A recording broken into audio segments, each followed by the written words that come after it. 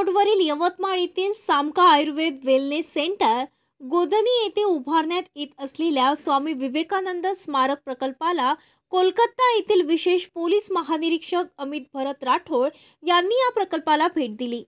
स्मारकात कोलकाता येथून स्वामी विवेकानंदाची मूर्ती आणली जाणार आहे।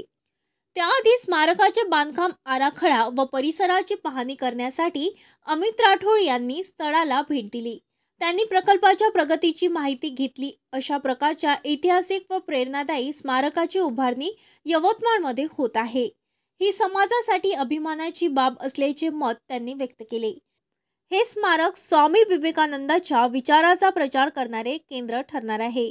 या ठिकाणी आध्यात्मिक व सामाजिक उपक्रमाचे आयोजन, युवकांसाठी व्यक्तिमत्व विकास व संस्कार केंद्र तसेच आयुर्वेद व योगाच्या माध्यमातून आरोग्यवर्धनाचे मार्गदर्शन होणार आहे।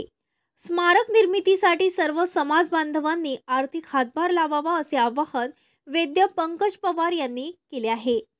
महाराष्ट्र न्यूज लाईव्ह मुंबईसाठी ज्ञानेश्वर चव्हाण सह कॅमेरामॅन प्रकाश चव्हाण, यवतमाळ।